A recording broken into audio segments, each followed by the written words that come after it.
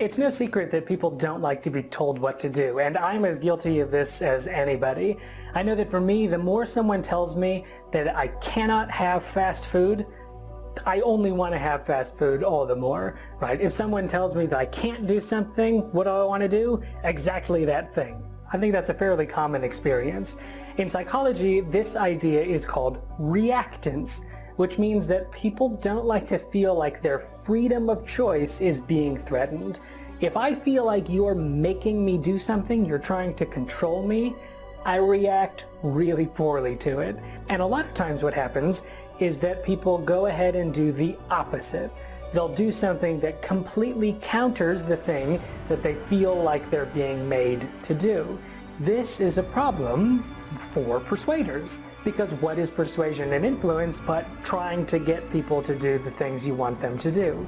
So you need to be careful and know that people aren't going to be super open to the fact that you want to guide their behaviors and opinions. So what do? How do we counter reactance? Well, there's a very cool principle in psychology called "but you are free," or at least that's what I call the principle.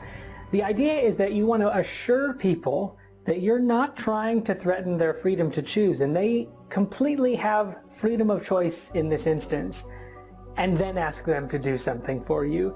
Basically, the idea is reassure people that you're not trying to control them, and they become more influenced by what it is that you have to say. Consider a study that was conducted in France a few years ago. Their goal was to get people to take a simple survey, and they just go up to people and say, hey, we're doing a survey around town, we're looking for people to help us out and complete this 5 to 8 minute questionnaire, would you please do that for us? And the question is, how many times do people say, yes, I'll take your survey for you? Well, when they went in cold and they just asked like that, it turns out that about 75% of people did say yes. After all, it's only a 5 to 8 minute survey. People are happy to do something like that. But in some instances, they added the "but you are free" tactic and opened up their request by saying, hello, we have something to ask of you, but you are of course free to accept or refuse. And then they asked them to take the survey. Well, in this case, compliance rates shot up to 90%. Even though 75% was a pretty good figure, adding just this one little sentence made people more likely to say yes to the thing that they were asking them to do. And all it took was telling people that they were free to say no, and ironically that made them more likely to say yes. In 2013, a meta-analysis was conducted, which just means they took a whole bunch of different studies and lumped them all together to see if they were reliable across multiple studies.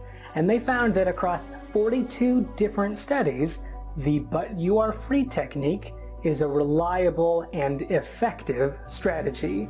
They did find that it was more influential when in person. If you're talking to someone in person and using the "but you are free" technique, it's less effective over email, but overall, this is an effective strategy because it reminds people that they're free to say no. It assures them that they continue to have autonomy. They can say yes, they can say no. Ultimately, it's their choice.